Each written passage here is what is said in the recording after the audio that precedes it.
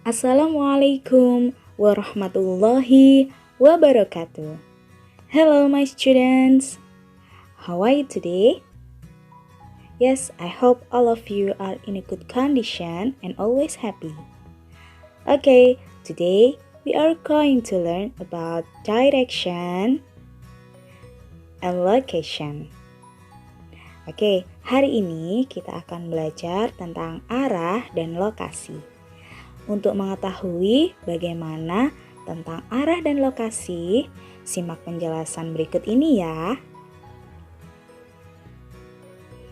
Oke, yang pertama ada beberapa rambu lalu lintas, yaitu ada go straight on yang artinya adalah jalan lurus. Kemudian ada turn right yang artinya adalah belok kanan. Berikutnya ada turn left yang artinya adalah belok kiri. Selanjutnya ada no entry yang artinya adalah dilarang masuk bagi semua kendaraan bermotor maupun tidak.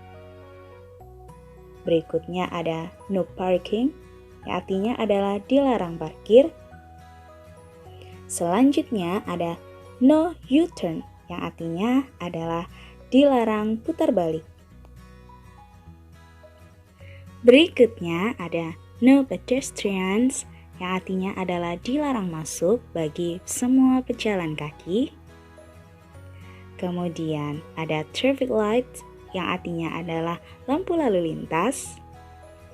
Berikutnya ada don't take pictures yang artinya adalah dilarang mengambil gambar. Berikutnya ada turn round yang artinya adalah berbalik. Kalau ada rambu lalu lintas seperti ini, maka kalian wajib mengikuti arah yang ditentukan pada bundaran. Kemudian ada stop yang artinya adalah berhenti. Oke, selanjutnya ada vocabulary atau kosakata yang biasanya digunakan untuk memberitahu suatu lokasi. Ada in front of yang artinya adalah di depan. Kemudian ada behind yang artinya adalah di belakang. Berikutnya ada between yang artinya adalah di antara. Kemudian ada next to yang artinya adalah di samping. Kemudian ada on the corner yang artinya adalah di pojok atau di sudut. Berikutnya ada opposite yang artinya adalah di seberang. Dan ada T-junction yang artinya adalah pertigaan. Dan ada crossroad yang artinya adalah perempatan.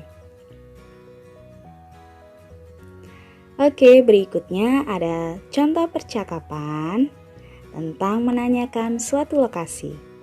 Oke, semuanya kita perhatikan gambar yang terdapat pada video ini ya. Oke, contoh percakapannya adalah seperti ini. Excuse me, could you help me? Permisi, dapatkah kamu membantu saya? Yes, how can I help you? Ya, bagaimana saya dapat membantu kamu? Can you show me where is the school? Bisakah kamu memberitahu saya di mana sekolah? Of course, tentu. Just go straight on, and the school is on the left side beside plaza. Hanya jalan lurus dan sekolah berada di sebelah kiri di samping plaza. Oke, kita perhatikan gambarnya ya anak-anak. Jadi, orang yang bertanya dari arah park atau taman. Dia menanyakan di mana letak sekolah.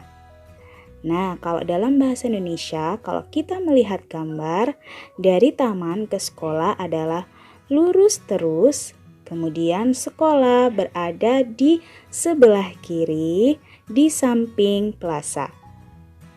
And in English is just go straight on and the school is on the left side beside plaza. Seperti itu. Selanjutnya ada contoh lagi ya. Seperti sebelumnya, kalian perhatikan lagi gambarnya. Kemudian ada percakapan seperti ini. Excuse me, could you help me? Permisi, dapatkah kamu membantu saya? Yes, how can I help you? Ya, bagaimana saya dapat membantu kamu? Can you show me where is the shoe shop? Dapatkah kamu memberitahu saya di mana toko sepatu? Of course, tentu. Just go straight on, then turn right, and the shoe shop is on the right side between the church and the mosque. Hanya berjalan lurus, kemudian belok kanan, dan toko sepatu berada di sebelah kanan di antara gereja dan masjid. Jadi, percakapan ini yang bertanya, posisi awal dia berada di museum. Kemudian dia ingin ke toko sepatu. Kalau dalam bahasa Indonesia, yang pertama adalah jalan lurus, kemudian belok kanan, dan toko sepatu berada di sebelah kanan di antara gereja dan mosque.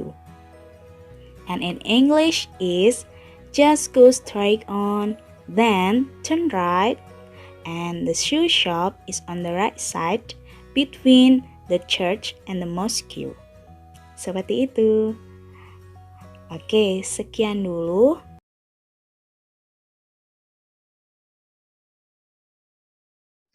Pasti kalian sudah sering melihat patung ini ketika kalian lagi di jalan atau ketika kalian pergi kemana, kalian melihat patung ini. Nah, ini adalah Farmers Monument.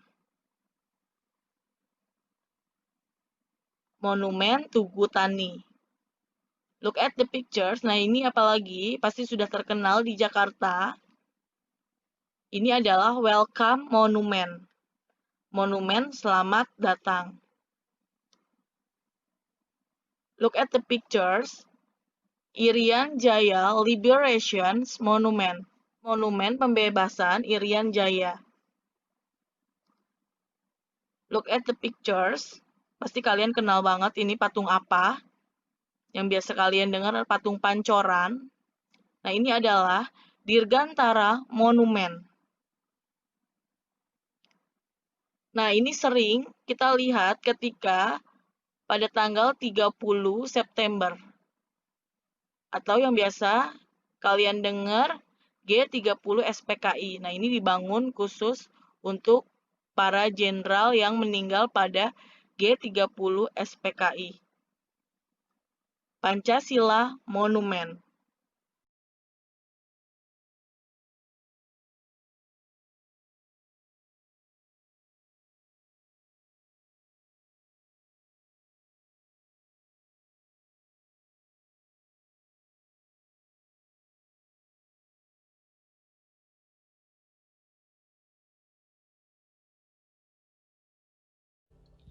National Monument.